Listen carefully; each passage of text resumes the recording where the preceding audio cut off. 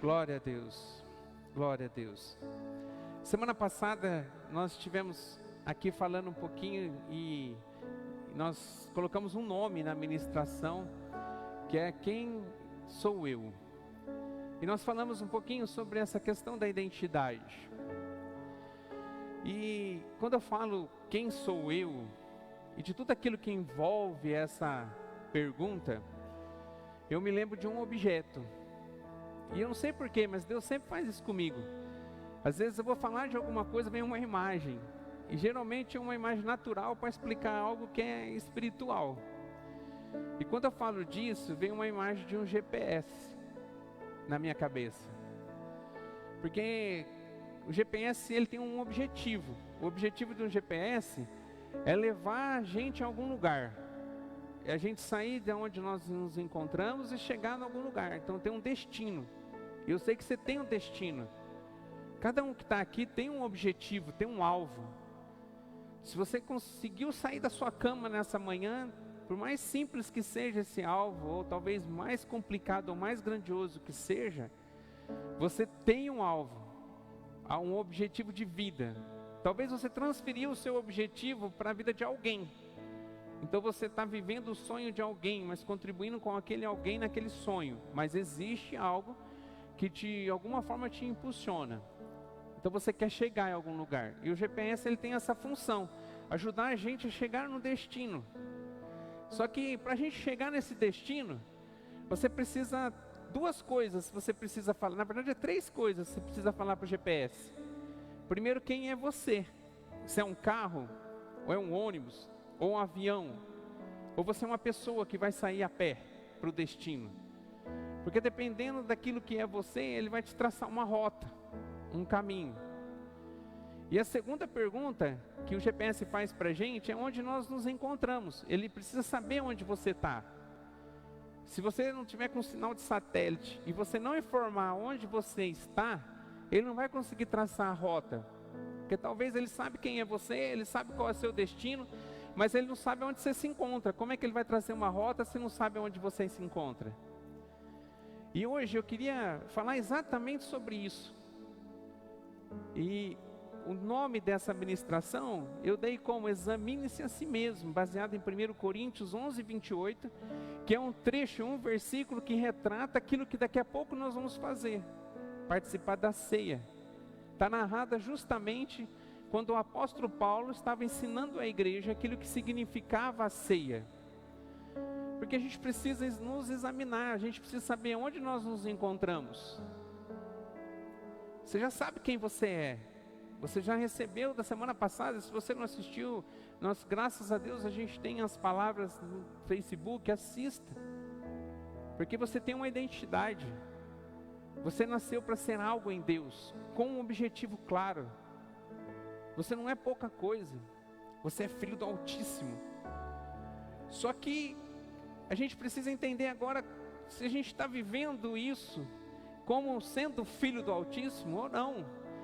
Qual é o momento que nós nos encontramos hoje? Qual a posição que nós estamos hoje?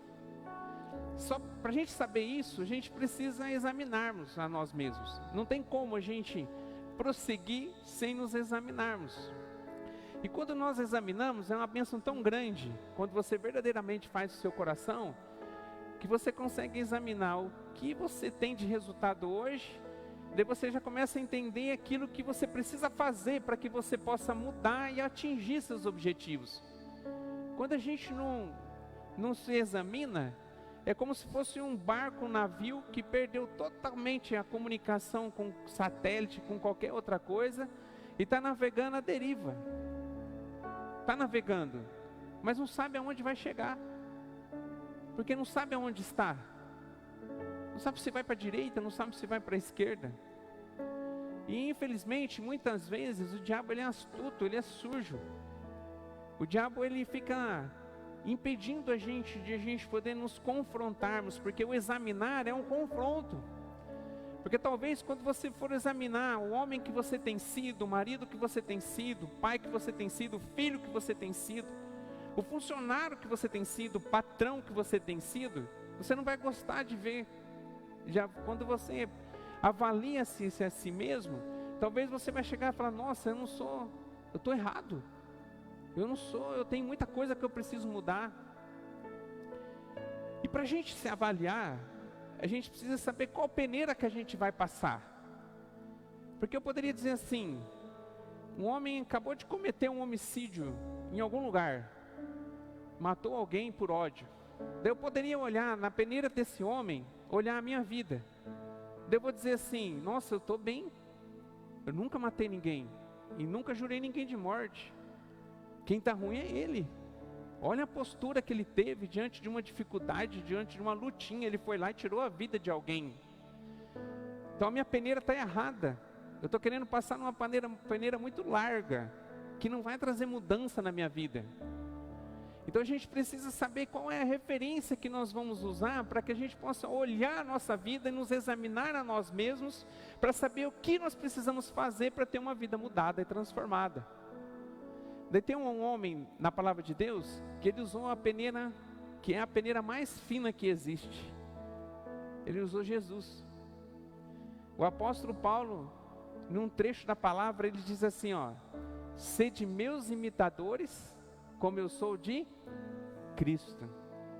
O apóstolo Paulo, ele passava todos os dias na peneira de Cristo, para saber qual eram os seus comportamentos, qual a vida que ele estava levando, como é que ele estava vivendo. Ele conseguia enxergar aquilo que ele precisava mudar, porque ele tinha uma referência de alguém, para que ele pudesse olhar para saber se ele estava bem ou se estava mal. E a pessoa para quem ele olhava era Jesus. A ponto que ele bate no peito. Quando eu escuto essa frase, eu vejo um apóstolo Paulo, cheio do poder do Espírito Santo. Olha só o que ele disse. Olha a complexidade dessa frase. Olha o poder dessa frase dele. Sede meus imitadores.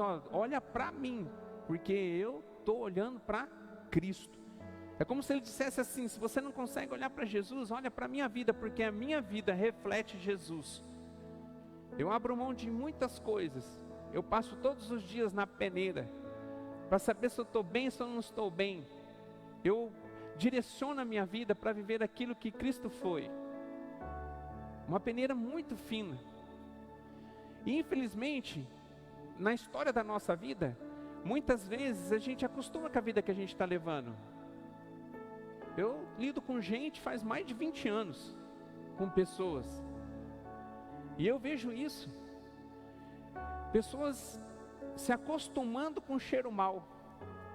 E quando eu falo isso, vem uma lembrança, que eu já falei aqui na igreja, mas eu queria repetir.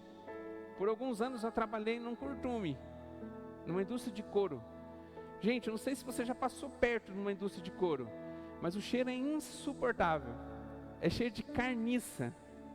Porque o couro ele passa por um processo que ele vai até começando a apodrecer.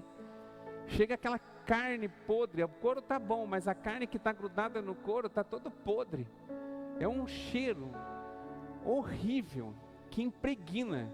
Fica na gente o cheiro. E eu trabalhei lá por alguns anos. E todos os dias que eu ia trabalhar no início, aquele cheiro me perturbava. Eu falava, nossa, como é que pode? Como é que essas pessoas aguentam ficar trabalhando diretamente aqui com couro, sentindo isso? Eu ficava no escritório que já era difícil o cheiro. E eu ficava pensando, como é que aquelas pessoas conseguiam trabalhar com aquele cheiro? Eu chegava em casa, ainda solteiro, minha mãe falava assim, você não vai tirar a roupa aqui, você vai tirar a roupa lá fora. Porque o cheiro ficava impregnado na roupa. Minha mãe colocava para lavar para fora, para não entrar dentro de casa. Só que passou o tempo, aquele cheiro que era insuportável, eu passei a não sentir mais. Minha mãe falava que eu estava cheirando mal, eu falava assim, mãe, a senhora está com problema, eu não estou sentindo nada. Porque existe uma tendência, trazendo para a nossa vida, existe uma tendência nossa de a gente acostumar com o cheiro mal. Então a gente está vivendo uma vida ruim, que você precisa de alguma forma não ter mais essa vida que você está levando, ter uma vida diferente, mas porque você se acostumou a ter essa vida, você não se impulsiona, você não age, você não toma atitude para que você possa ter uma vida diferente.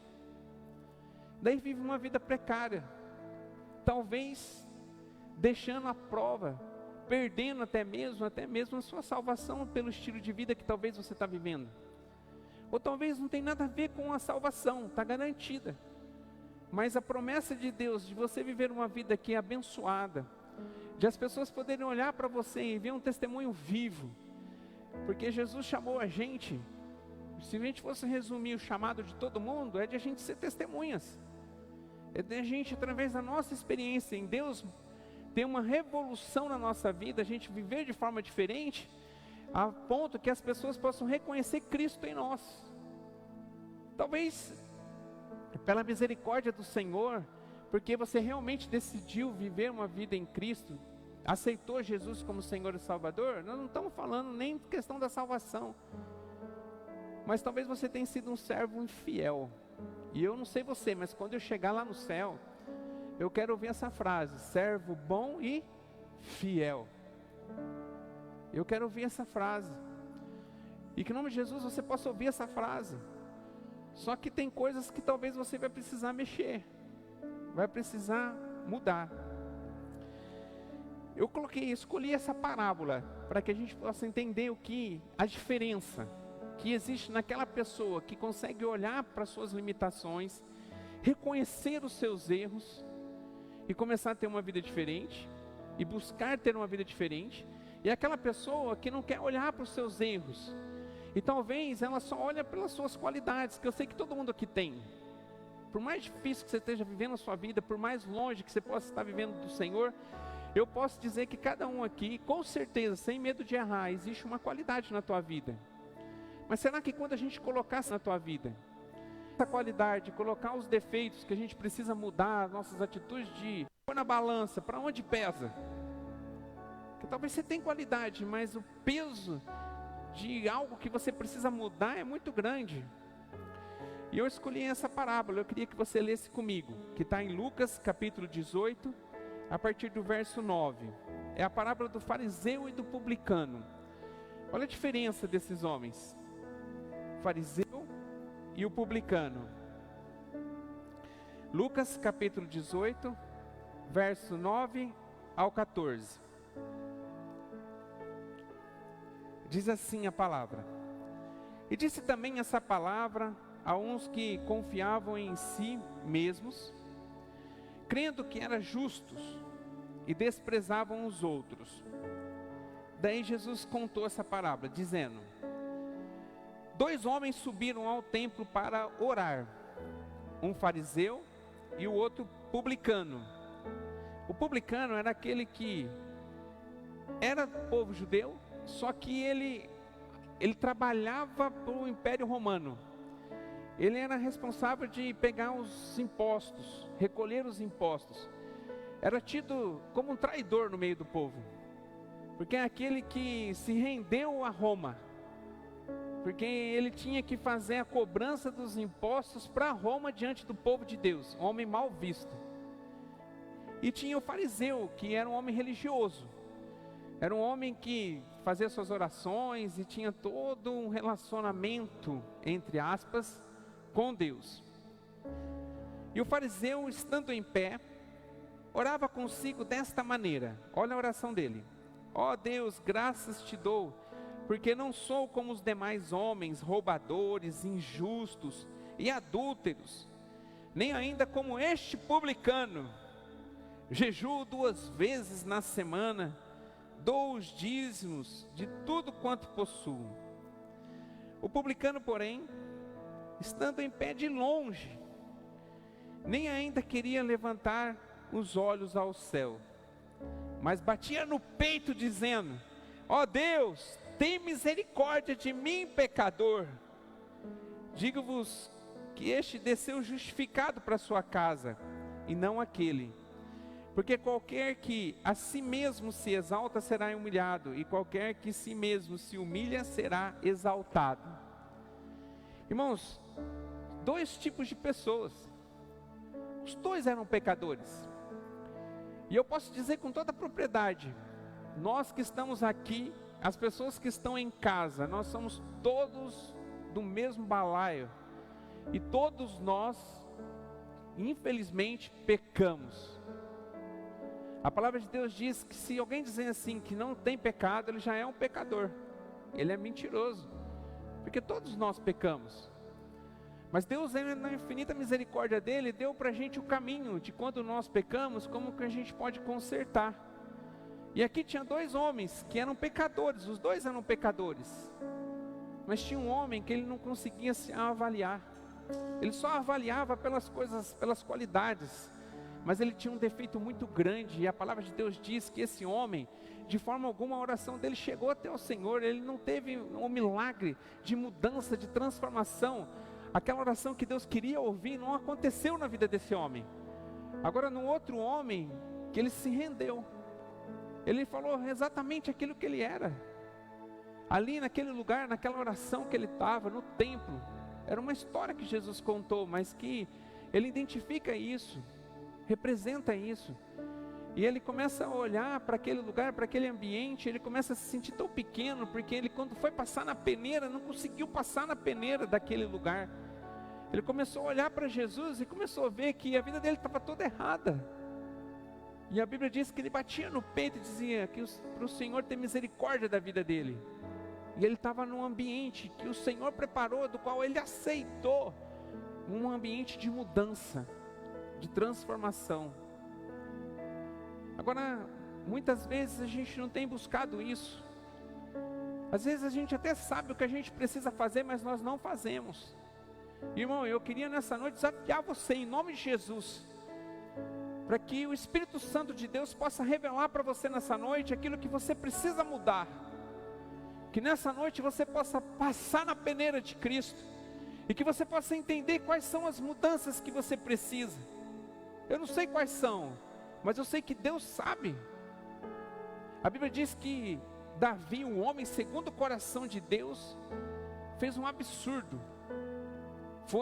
Tinha tantas mulheres, foi olhar para a mulher de Urias, se deitou com ela, manda Urias para frente da batalha, ele morre. Então também tem o sangue derramado de um inocente nas mãos dele. E ele comete todos esses erros. Só que ele não conseguia entender que ele estava errado. Ele até sabia que ele estava errado, mas ele não buscava justificação do seu erro.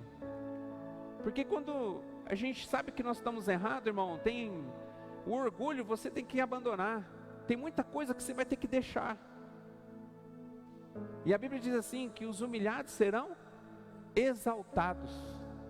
Tem muita gente deixando de receber a exaltação daquilo que Deus tem para a minha vida e para a sua vida, porque não tem deixado o orgulho. E ele não queria deixar o orgulho, ia estremecer seu reinado, pelo erro que ele tinha cometido. Então ele toma uma decisão. Olha a decisão que ele toma, de esconder, com coisa que a gente consegue esconder alguma coisa. Irmão, talvez aquilo que você precisa mudar, você não está conseguindo esconder. Talvez você esconde de todo mundo, mas você não consegue esconder do Senhor. A Bíblia diz assim, que os olhos do Senhor estão em todos os lugares, contemplando os bons e os maus. A gente pode esconder de todas as pessoas, mas do Senhor nós não escondemos. E traz consequências para a nossa vida. E a Bíblia diz que ele achou que estava tudo resolvido. Só que o Senhor já não estava mais com ele não conseguia mais ouvir a voz do Senhor. Quando a gente não resolve as questões do nosso presente, quando nós não buscamos mudar os nossos resultados em Deus, a gente perde a sensibilidade de ouvir a voz dele. Talvez você está ouvindo baixinho, mas você está deixando de ouvir, porque Deus está falando todo o tempo e você não tem agido, você não tem mudado.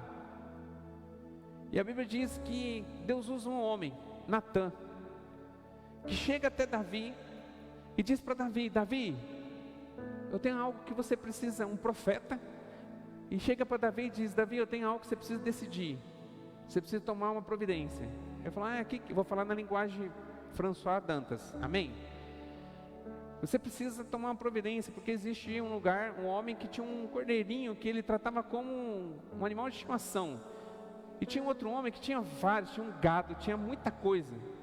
E ele pegou esse cordeirinho, fez um churrasco para umas visitas e matou aquele outro homem tinha tanto amor por esse animal. Olha que absurdo. O que nós devemos fazer? Davi levantou, bateu no peito e disse: tem que mandar matar essa pessoa pelo que ele fez. Talvez, irmão, a gente está batendo no peito falando dos erros das outras pessoas, mas a gente tem esquecido que aqueles erros que nós temos apontado das outras pessoas, a gente está cometendo os mesmos. Minha mãe sempre me dizia, quando a gente aponta o dedo para alguém, tem 3 dedos virados para você. E assim foi com Davi. E a Bíblia diz que Natan, na hora que ele bate no peito e diz isso, Natan diz assim: então esse homem eu quero dizer para você quem é. Eu quero saber quem é esse homem, Davi. Eu vou dizer quem é esse homem é você. Você tinha muitas mulheres, e você escolheu a mulher de Urias, a única mulher que Urias tinha, para se deitar com ela, e cometeu esse homicídio. Olha só, Deus usa Natan. Davi entende que ele precisava mudar, que ele precisava agir, ele precisava consertar aquilo que ele estava vivendo naquele momento. E ele se arrepende, ele se ajoelha, ele jejua, ele busca a presença do Senhor, até que o Senhor vem, tira dele esse pecado, mas as consequências não, ele pagou pelas consequências. Eu estou falando essa história para dizer algo para você. Eu queria ser Natan na sua vida nessa noite. E para mim Natan tem um nome. Não era Natan, homem, estava ali, mas era o Espírito Santo de Deus que estava na vida de Natan. E o mesmo Espírito Santo que estava na vida de Natan, que revelou para ele esse pecado, que falou para Davi, para que ele pudesse mudar o seu resultado daquele momento, da vida que ele estava vivendo, é o mesmo Espírito Santo que está presente aqui neste lugar e em cada casa. E é Ele que convence, diz a palavra. Tem coisa que a gente precisa mudar. Se a gente quer chegar num destino, a gente precisa mudar o momento que nós estamos, onde nós nos encontramos. Irmão, e é com tudo, não é com algumas coisas. Eu separei aqui algumas coisas para a gente pensar. E eu queria que você pensasse nisso. Eu queria passar você na peneira agora, na peneira da palavra de Deus. Amém? A peneira do diabo é enorme, qualquer pessoa passa. E ele está lá esperando muita gente para morar no inferno, de eternidade a eternidade com ele, ter morte eterna. Mas eu queria passar você na peneira do Senhor, que é fina. A Bíblia diz assim, que a porta é larga, é da perdição. A porta do Senhor, a porta para ir para o céu, ela é estreita. Ela é estreita, irmão. Então a gente vai ter que passar por essa porta. Só que talvez a gente está levando uma vida, nós estamos tão obesos de pecado, que a gente não vai passar na largura dessa porta. A gente precisa mudar. A gente precisa agir. A gente precisa ter uma vida diferente. E eu queria levar você primeiramente a pensar, em nome de Jesus, que o Espírito Santo possa te convencer. Antes eu queria perguntar para você, em nome de Jesus, não precisa levantar a mão, nem quem está na internet falar sim ou não. Pensa, será que hoje você está vivendo uma vida realmente atual, tua posição atual no seu GPS, é um lugar que você se encontra hoje, que você está seguindo um caminho para ir onde Deus está presente? Tem coisa na tua vida que você precisa mudar? Tem pecadinho que talvez você tenha carregado? Tem atitudes que você tem tido que não identifica você como um cristão? O fariseu, perante a igreja, ele era um cristão. Perante o Senhor, perante Jesus, ele era sepulcro caiado. Ele era um caixão bonito, que todo mundo olhava por fora, bonito, mas quando olhava para dentro, estava podre. Como é que você se encontra? Em nome de Jesus. E a primeira coisa que eu queria que você pensasse é como você tem lidado com a sua família. Irmão, a família é plano do Senhor, é um presente do Senhor a família. Deus constituiu a família. Hoje aqui, apesar de eles estarem vivendo junto, perante o Senhor está aqui o Marcos de Sá, Marinei Viniciano, perante o Senhor, com a bênção do Senhor, uma família. Família é uma estratégia de Deus para nos abençoar. Mas o que eu tenho visto muitas vezes, muita gente, infelizmente, virando as costas para a sua família. talvez cheio de razão, apontando o dedo, esquecendo que tem 3 dedos virados para você, nunca dando o primeiro passo, esperando sempre que o outro dê o primeiro passo, porque em toda convivência existe problemas, mas a Bíblia nos diz que nós precisamos ter um coração perdoador, e a família é importante para nós. A família, ela tem a ver com a nossa identidade. Se você pegar no primeiro capítulo de Mateus, você vai ver que tem relatado lá uma lista grande, gigante da genealogia de Jesus. Não está por acaso, porque é a família que nos identifica quem nós somos. A família, ela tem, seja pessoas boas ou pessoas ruins, ela identifica a nossa história, a nossa origem. E Deus deu para a gente uma família, que muitas vezes nós abrimos mão delas. A gente não tem a convivência dela. E elas são importantes. Eu não sei você, irmão, mas eu tenho sofrido muito por não poder estar junto em família, no momento difícil que a nossa família tem passado com o câncer do meu pai. A gente sente falta. Eu tenho minha família dentro da minha casa, a minha esposa que eu preciso honrar, e vou falar sobre isso, os meus filhos, mas tem pessoas que são importantes, meus pais, meus tios, meus avós, são importantes, fazem parte, me dão uma identidade. E a Bíblia diz, em 1 Timóteo capítulo 5, verso 8, não precisa abrir que eu vou ler, que a gente vai ler bastante, diz assim, ó: se alguém não cuida dos seus parentes, das suas pessoas próximas a você, e especialmente dos de sua própria família, negou a fé, e é pior do que um descrente. Aqui está na linguagem de hoje, mas olha só o peso que ele está dizendo aqui, para quem despreza a sua família. Talvez essa primeira peneira que nós estamos passando, você já ficou, mas não é para você ficar, é para você tomar uma decisão. Que decisão que você pode tomar nessa noite, que possa de alguma forma consertar aquilo que você vem errando, que agora o Espírito Santo, assim como foi com Natã e Davi, o Espírito Santo está falando para você, que você precisa consertar com essas pessoas. Você precisa ser humilde, assumir que você também errou. Pessoas erraram com você, mas talvez você também teve seus erros.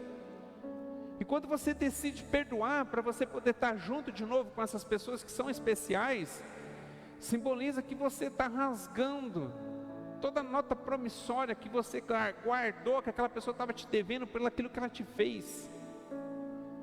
O perdão não é a pessoa pagar as promissórias, o perdão é você rasgar as promissórias, é você dizer, ó, eu te perdoo, irmão, ó, aconteceu aquilo naquela vez, eu magoei, eu perdi totalmente comunicação com você, mas eu queria dizer para você que você faz falta, porque você é minha família, você é importante para mim, e eu quero nesse dia, eu quero rasgar toda a promissória, eu quero voltar a me relacionar com você, eu quero te perdoar.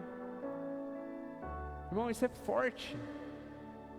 Quantas famílias, eu não sei a experiência do pastor Lelis, do pastor Anjo, do pastor Leonel, com as pessoas que ele tem discipulado, mas quanta gente ferida com a família, que é bênção, é plano do Senhor, é estratégia do Senhor, a família na nossa vida.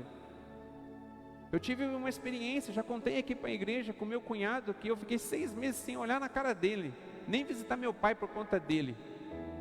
E um dia Deus tocou no meu coração, irmão, que eu devia dar o passo. Eu me senti muito, muito mal pela atitude que ele teve, mas eu entendi que quem tinha que dar o primeiro passo era eu.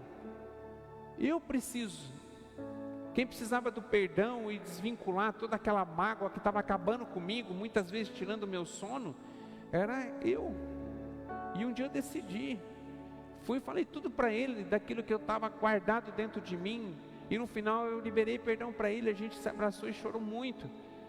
E hoje ele é uma bênção na minha vida, é uma pessoa que tem me ajudado muito com relação ao meu pai, está morando no mesmo prédio que meu pai, tem ajudado meu pai nesse momento de enfermidade, estava com a gente hoje no almoço, e é bom estar perto dele.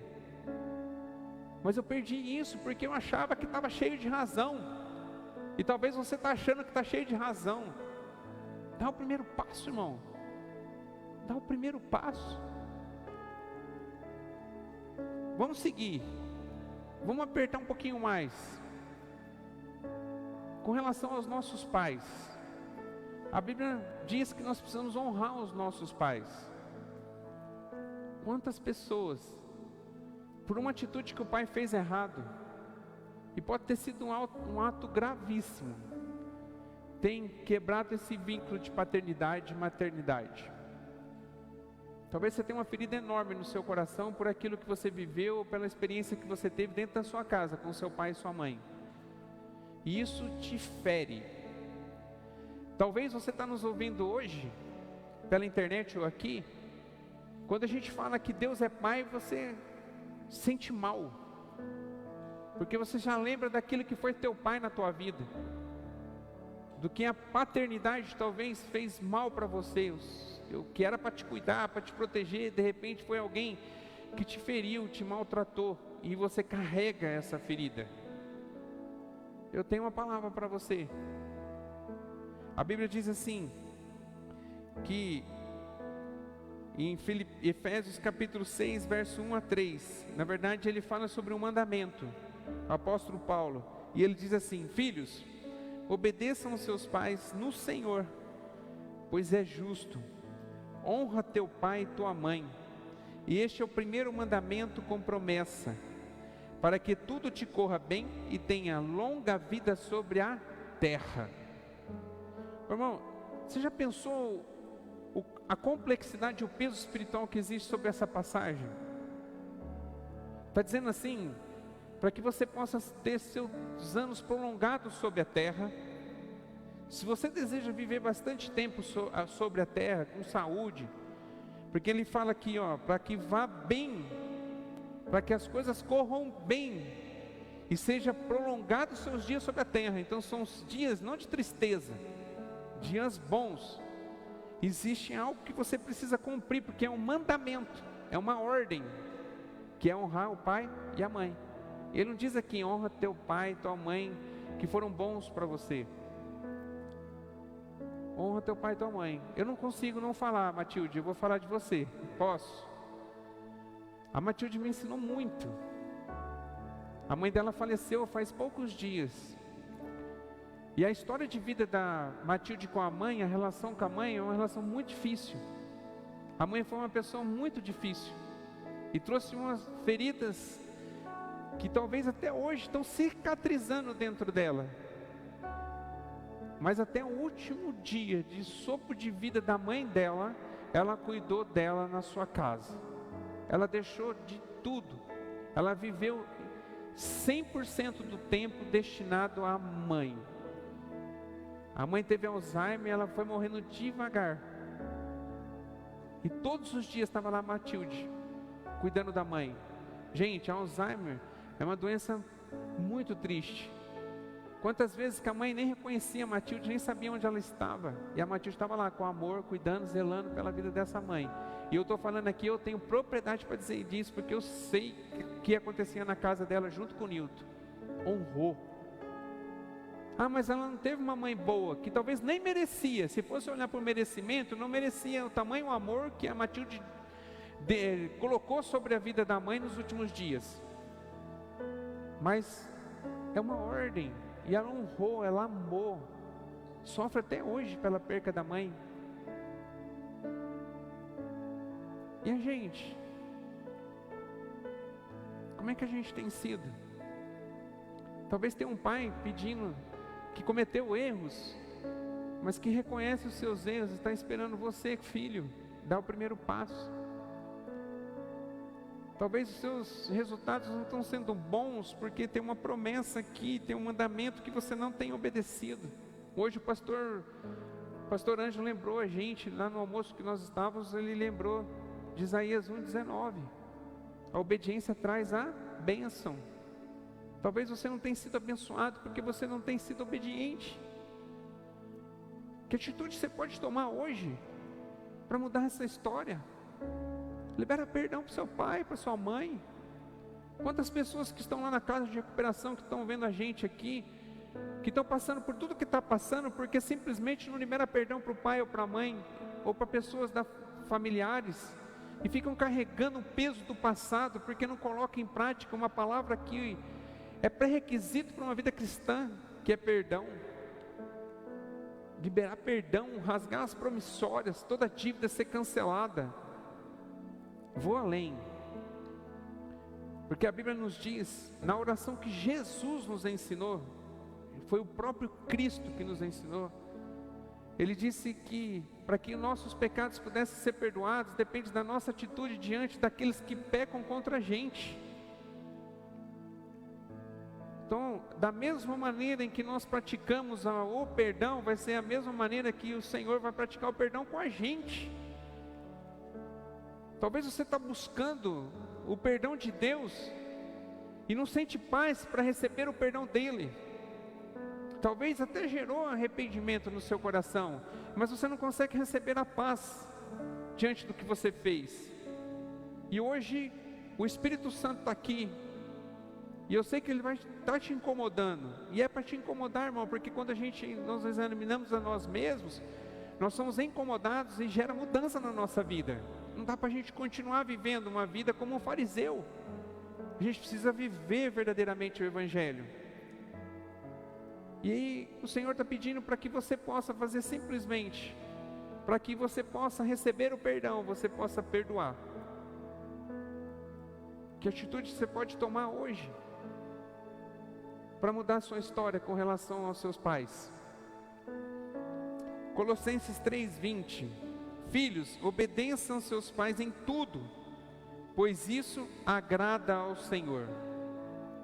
Em tudo.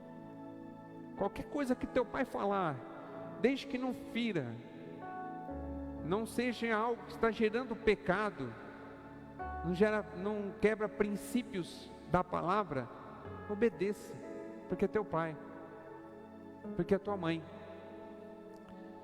Pais, os filhos são herança do Senhor, uma recompensa que Ele dá. Como flechas na mão do guerreiro, são os filhos nascidos na juventude. Como é feliz o homem que tem a sua aljava cheio deles, cheio de flechas abençoadas. A Bíblia diz aqui, em Salmo 127, 3-5, que os filhos são herança, são algo precioso que o Senhor nos entrega. É um presente de Deus na nossa vida. Quem já foi contemplado aqui de ser pai, ser mãe, sabe do que eu estou falando.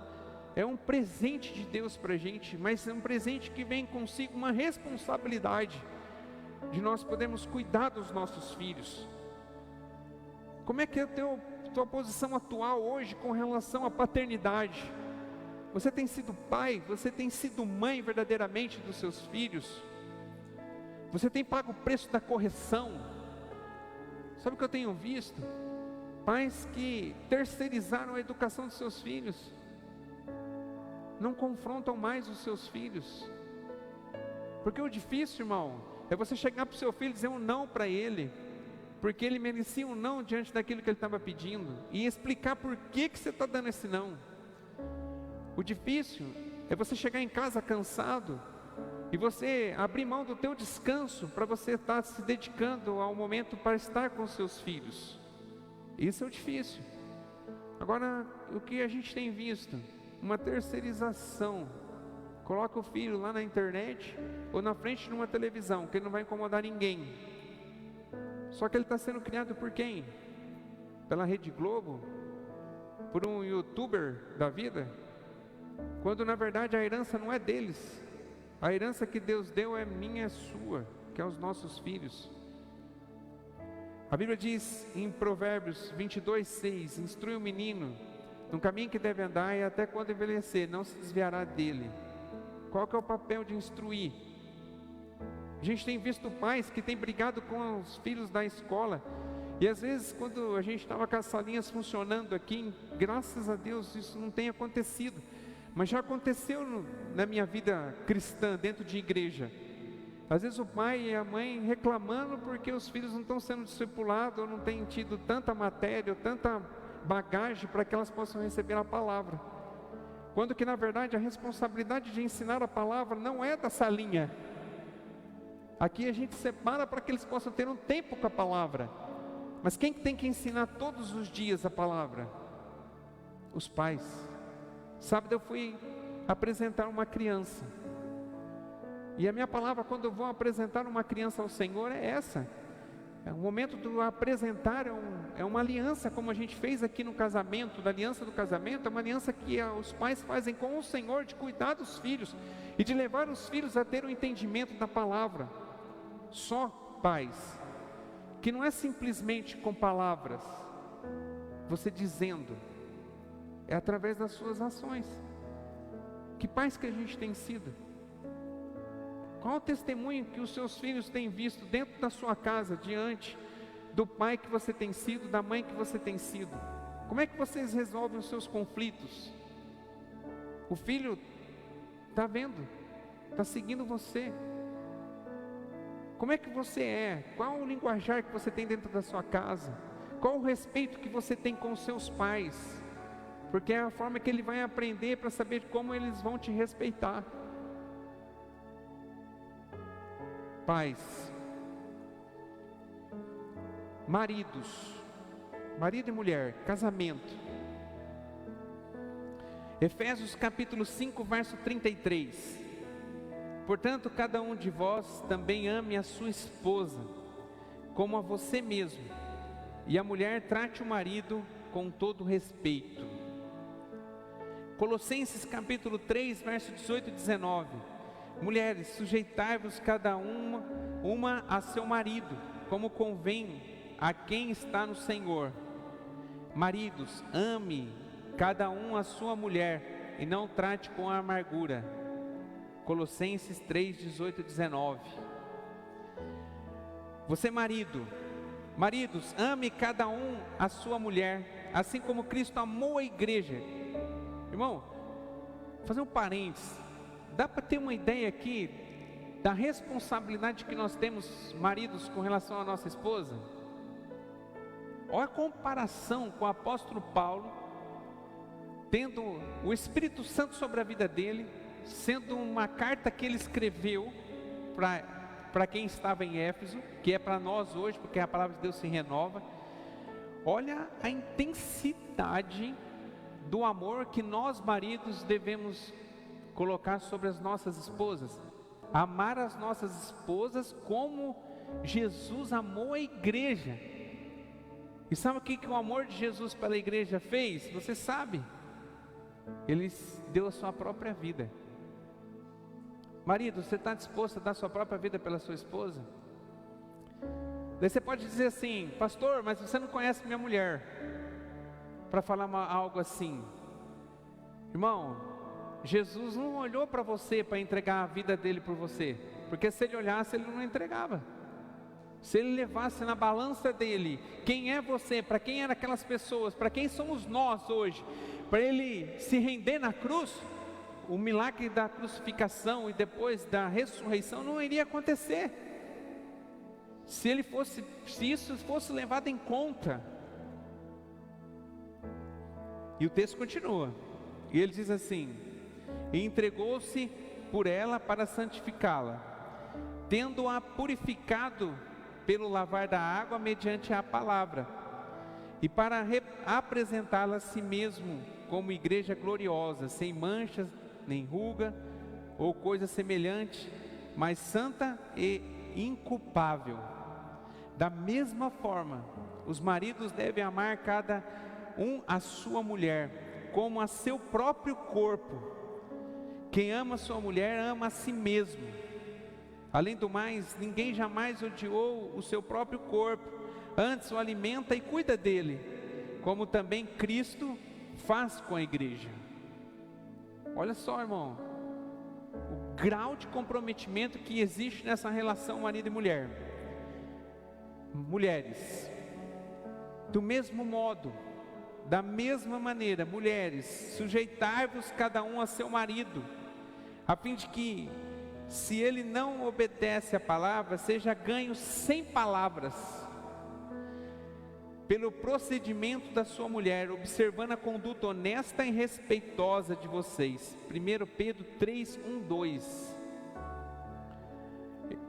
Eu lembro que, por muitas vezes, teve um ano passado, um ano retrasado, eu viajei bastante, fiz bastante curso, fui atrás de informação, de conhecimento, porque eu entendo que o conhecimento que muda, é a informação que muda a gente. Se a gente nunca buscar informação, a gente nunca vai ser confrontado. Então a gente precisa trazer conhecimento para a nossa vida, é o conhecimento que nos liberta. A palavra de Deus diz isso, a importância do conhecimento.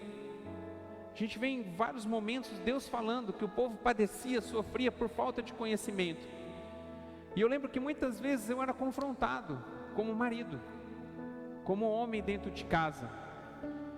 Talvez porque tinha muitas coisas que precisavam ser mudado. E eu sempre trazia no meu coração que quando eu chegasse das minhas viagens, eu trazia isso no meu coração, que eu ia chegar com a pastora Tuca, com os meus filhos, ia conversar com eles para que eles pudessem mudar, porque eles tinham que ter ouvido o que eu ouvi. E todas as vezes, todo o regresso, o Espírito Santo dava uma palavra para mim: cale-se. A palavra não é para eles, é para você. Tudo muda quando você mudar. Tudo muda quando você mudar. Marido, você vai ter a esposa que merece quando você começar a ser o marido que ela merece. Mulher, você vai ter o marido que você merece quando você começar a ser a esposa que seu marido merece. E merece aqui, segundo a palavra, não pelo comportamento que talvez ele está tendo. É forte. Saúde.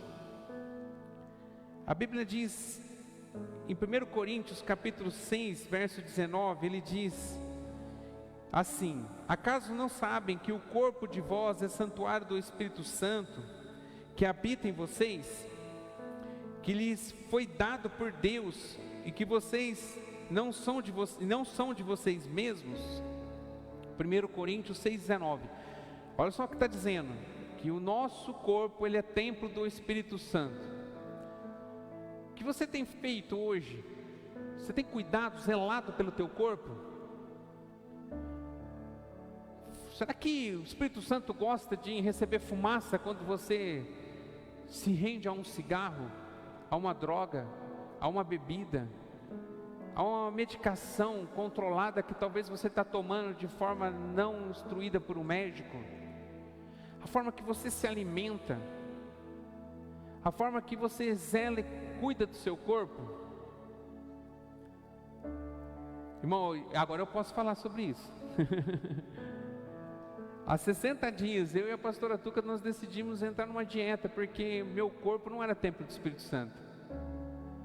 Eu estava pesando muito, passando por uma dificuldade enorme, não conseguia ter ânimo, enfermidade começando a bater na porta, porque eu não estava cuidando de algo que Deus me deu. Deus deu para você um corpo que você precisa zelar por ele, cuidar da sua saúde. E faz 60 dias que nós resolvemos em casa a gente mudar completamente a nossa alimentação, a nossa vida, porque a gente estava morrendo. Daí às vezes a gente vem com uma doença, vem com uma enfermidade, a gente vai dizer assim: por que Deus não cuidou de mim? Mas por que você não fez a sua parte cuidando do seu corpo para que você não tivesse essa enfermidade? E eu estou aqui 16 quilos menos, e eu fiz uma aliança com Deus, que eu vou cuidar desse corpo que é templo do Espírito Santo, porque eu quero viver o tempo que o Senhor tem programado para a minha vida. Só que o poder está na tua mão. Você pode acabar com a tua vida hoje. Você pode tomar uma overdose e acabar com a sua vida hoje. Concorda? Sim ou não? Sim. Agora tem um tempo pré-estabelecido de Deus para a sua vida. Para você viver esse tempo, você tem que cuidar daquilo que Deus te deu, que é seu corpo. Como é que está a sua questão de saúde? Que decisão que você precisa tomar hoje, para que você possa viver uma vida saudável, para que o Senhor, o Espírito Santo, possa ter prazer de habitar esse corpo, como diz aqui em Coríntios capítulo 6. Finanças. Como que você tem administrado as suas finanças? Como é que você tem zelado por aquilo que Deus tem te dado? Irmão, isso é sério. Porque Deus entregou algo para você. Deus está te dando algo. Como é que você tem cuidado daquilo que Deus tem te dado? Gastado de forma sem pensar?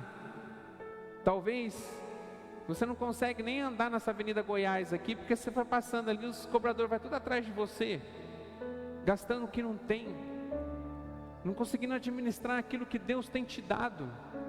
Seja pouco, seja muito, Deus tem te dado. Agora, você tem administrado da maneira correta, da forma correta? Como é que você tem cuidado disso? Dos recursos financeiros? Como é que está seu coração com relação ao dinheiro? Em Mateus capítulo 6 diz que nós não podemos ter dois senhores na nossa vida. E muitas vezes o que toma conta de Deus na nossa vida, que destrona Deus na nossa vida, é o dinheiro. Talvez a busca pelo dinheiro. Talvez você não cuida bem daquilo que Deus te dá, ou talvez você não acha que aquilo que Deus está te dando, apesar do seu esforço, não é suficiente. Daí você abre mão de tudo para que você possa ter os recursos financeiros. Transformou o dinheiro num Deus na sua vida. Em Malaquias capítulo 3, verso 8 e 9, quem está aqui na igreja sabe que eu tenho uma crença, porque eu sofri muito com relação a dízimos e ofertas. Aqui na igreja pouquíssima gente fala. Eu sou cobrado às vezes pelos pastores que são Natãs na minha vida, Espírito Santo, para dizer: pastor, a gente precisa falar. Mas não é porque a igreja precisa, a igreja, graças a Deus, está com as contas boas em ordem. Mas por quê? Porque o povo precisa ser abençoado, de saber que precisa ter a prática do dízimo e das ofertas.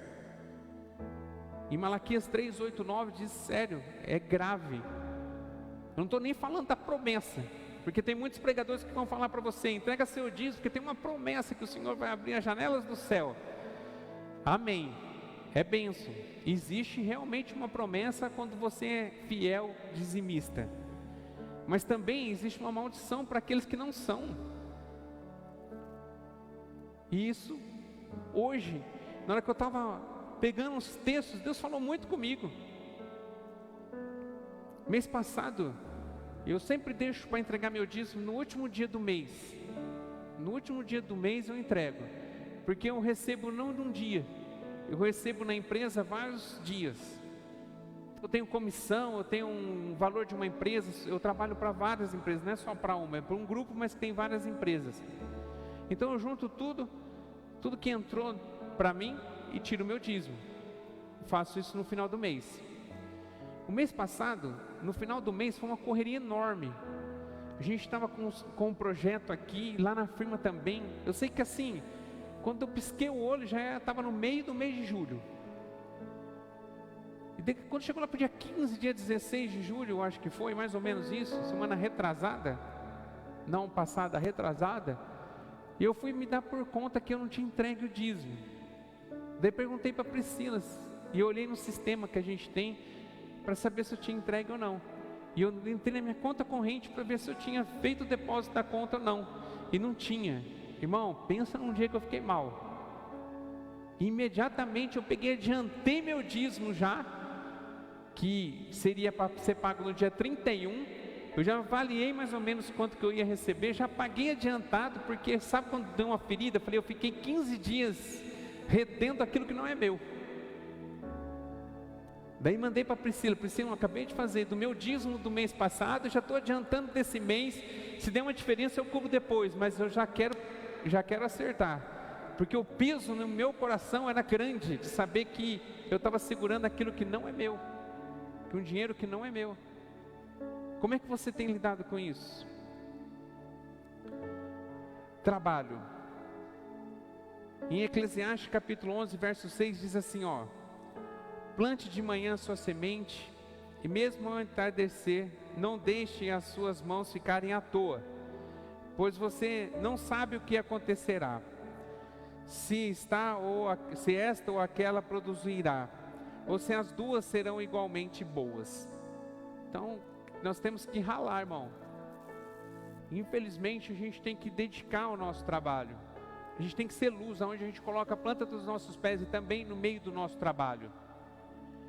Em Colossenses 3:23 diz assim: e tudo quanto fizerdes, fazei de todo o coração, com ao Senhor e não aos homens. Eu não trabalho numa empresa que eu trabalho para o meu patrão. Eu trabalho para o Senhor na empresa do meu patrão. O pensamento que eu tenho quando eu estou na empresa, que eu sou um terceirizado do meu patrão. Então eu estou ali prestando serviço para ele, mas quem eu sou, o meu registro está lá no céu. Tudo que eu faço ali, eu faço para o Senhor. Por isso eu não estou preocupado com o horário. Eu não estou preocupado se ele me chamar para trabalhar sábado o dia inteiro, domingo o dia inteiro, e assim, por muito tempo eu fiz. Eu vou. Pode ficar tranquilo. Irmão, eu não faço para o meu patrão ver. Eu não sou daqueles funcionários que às vezes faz uma coisinha só e fica publicando e mostrando e falando para o patrão, só para o patrão enxergar que você fez alguma coisa diferente. Porque o meu patrão, tudo que eu faço ele vê, porque os olhos dele estão em todos os lugares, e é ele que recompensa, é ele que vai amolecer o coração dessa empresa terceirizada que eu estou, para que eu possa ter um melhor rendimento, ou abrir uma porta para que eu possa ser terceirizado em outro lugar. Mas tudo que eu faço, eu honro o meu patrão. Trabalho na empresa que eu estou hoje, vai fazer 19 anos que eu estou na mesma empresa. 19 anos. Eu comecei instalando antena de internet. Hoje eu sou diretor técnico da empresa. Eu tenho uma parte da empresa que eu não comprei, eu ganhei. Meu patrão um dia me chamou e disse: eu queria que você fosse meu sócio. Eu falei: não tenho dinheiro. Ele falou: você não vai precisar de dinheiro, você vai precisar estar aqui comigo, e eu vou te dar uma parte da empresa. Não comprei, porque Deus honrou, porque eu não trabalho para Ele, eu trabalho para o meu patrão. Eu faço para o Senhor ver, não para Ele ver. Eu honro Ele. Como é que você tem honrado? Talvez você tenha reclamado, talvez você tenha... Irmão, eu triste isso, já falei isso aqui, eu vou repetir, porque eu quero te chacoalhar nessa noite, porque assim o Espírito Santo tem direcionado, amém? Na empresa que eu trabalhava, a gente contratava evangélico, porque muitos anos quando eu entrei, tinha-se uma ideia de que os evangélicos eram honestos e trabalhadores. Então, preferencialmente, quando a pessoa era evangélica, não estava escrito isso na ficha, mas ganhava um ponto. Porque ele é uma pessoa cristã, temente a Deus. Passou os anos. Hoje, muitas vezes, quando alguém cita que é evangélico, tem gente lá, gerentes, que até treme. Não, pelo amor de Deus, não vou mexer com esse povo não. Porque desonraram. Porque entraram para trabalhar na empresa, mas não trabalhava para o Senhor, trabalhava para ele mesmo. E como ele não conseguia ter o retorno do que ele achava que ele merecia, ele desonrou. Às vezes roubou, às vezes, sei lá, tantas coisas que aconteceu ao longo desses anos que não dá nem para falar. E de gente que professa e diz que tem o Senhor como Salvador. Como é que você tem sido? O que você precisa mudar? Como resultado, o que você tem tido hoje como um funcionário dentro da empresa que você trabalha? Que atitude que talvez você tem que mudar hoje? Ou como patrão que você é? Que você precisa mudar? Quais são as ações? Eu sei que você quer chegar em algum lugar, mas você precisa saber onde que você se encontra. Porque tem um caminho para você chegar neste lugar. E o caminho é de você tomar atitudes. Tudo que você viveu pode ficar para o passado. Se você tomar uma decisão hoje, a sua decisão hoje pode mudar a sua vida. Eu era um péssimo pai, um péssimo marido. Eu pegava o dinheiro, tudo que o Senhor me dava, ainda eu amaldiçoava o dinheiro. Eu não era um bom empregado. Você pode ser tudo isso, até agora. Você pode mudar a chave nessa noite. E o Espírito Santo, ele é especialista em te dar a condição de você mudar a chave. E eu sei que a figura que eu me vejo nessa noite é de Natan na sua vida. Porque talvez o Senhor já falou isso para você, tudo que você ouviu nessa noite.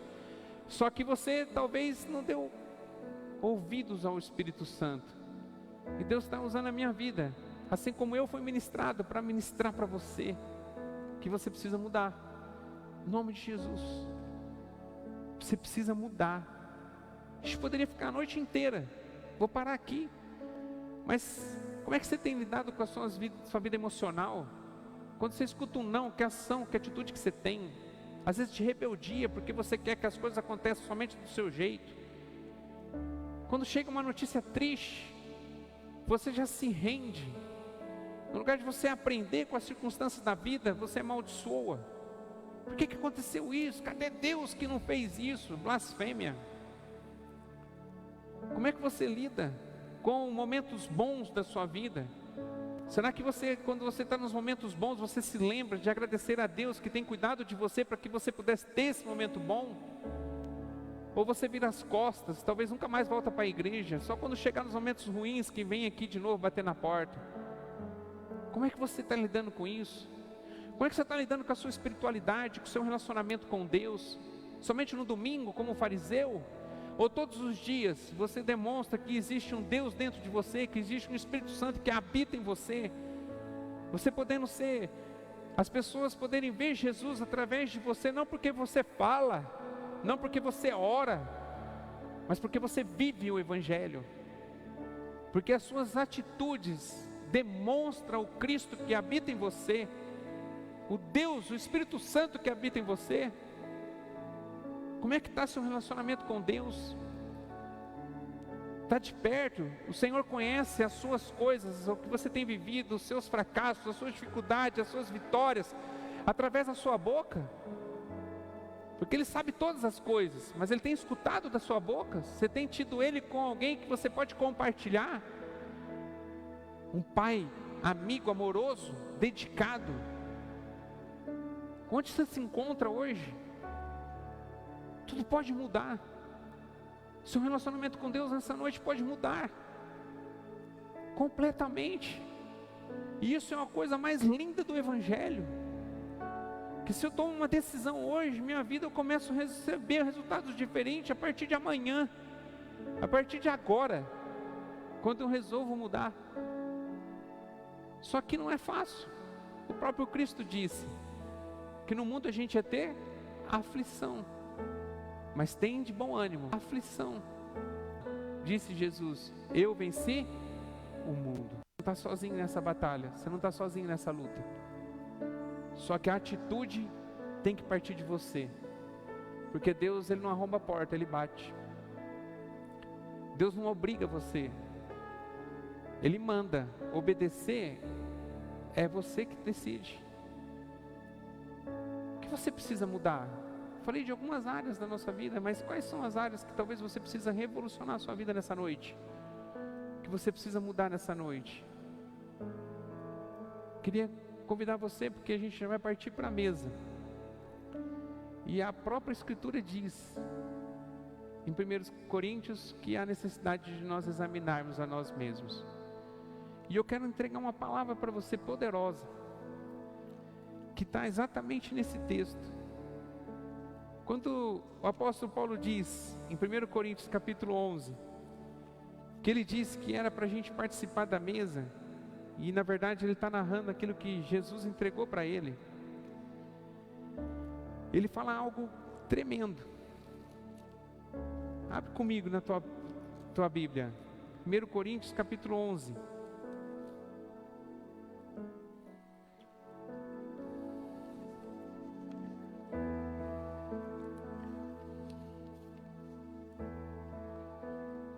É a partir do verso 23, mas eu queria agora ler o 28. Olha só o que ele diz, o 28 inteiro. Ele diz assim, ó: examine-se, pois, o homem a si mesmo, que era o nome dessa ministração. Mas o texto continua, e ele diz assim: e assim coma deste pão e beba deste cálice. Isso aqui é profundo. Porque o examinar a si mesmo é para você se confrontar com os seus resultados, com a sua vida, com o momento em que você está vivendo. Mas não é para você deixar de comer do pão e nem deixar de beber do cálice. Não está escrito aqui para você examinar, e se você for reprovado, você não pode comer do pão, você não pode comer do cálice. Não é isso que a Bíblia está dizendo. A Bíblia está bem clara, ela está dizendo assim, ó, você examina e coma do pão e beba do cálice. Porque o que está no coração de Deus quando nós nos examinamos?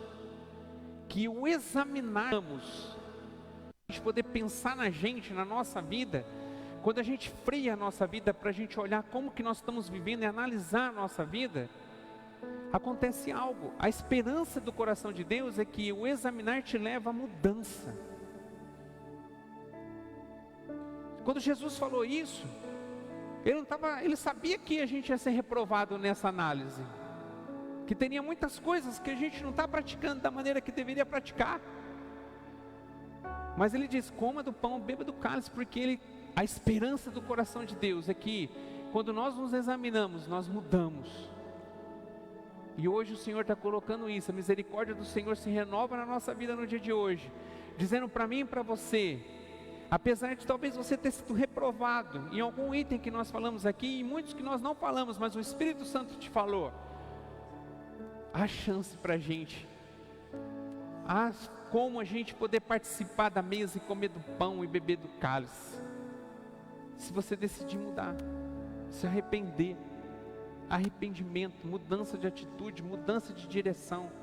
Eu não vou seguir mais nessa. Se eu era um mau pai, eu não vou deixar de ser esse mau pai, eu vou ser um bom pai, vou amar meus filhos. Quando eu chegar em casa, vou beijar meus filhos, vou dizer que eu amo eles. Vou abençoar meus filhos, vou parar de amaldiçoar meus filhos. Quantos pais amaldiçoam os filhos? Você não presta, você não serve para nada, você nunca vai dar certo. Não, vai ser bênção. Eu vou profetizar bênção na vida dele, mesmo que ele não esteja vivendo isso, mas ele é bênção, ele é herança do Senhor, ele vai dar certo sim. Atitude simples, que você pode fazer a partir de agora, e vai mudar e revolucionar a sua vida, porque assim diz a palavra, analise a si mesmo, examine-se a si mesmo, coma do pão, beba do cálice. E agora eu queria pedir para você, em nome de Jesus, você que está aqui, você que está em casa, que você fechasse os seus olhos, a gente vai apagar as luzes, e eu queria que você pudesse refletir, se você está em casa, se você puder apagar as luzes, apaga. A luz não é para criar um ambiente que você possa, vai acontecer alguma coisa, nada disso, é simplesmente para que você possa ficar mais em contato consigo mesmo. E enquanto o Ministério de Louvor canta uma canção, durante uma canção, vai ser 4 ou 5 minutos, eu queria que você pensasse em você, esquece dos outros, não seja um Davi, querendo falar coisas das outras pessoas, mas esquecendo do seu próprio pecado. Quem deveria estar aqui, quem deveria estar assistindo, quem o Espírito Santo colocou para assistir, para estar aqui, irmão.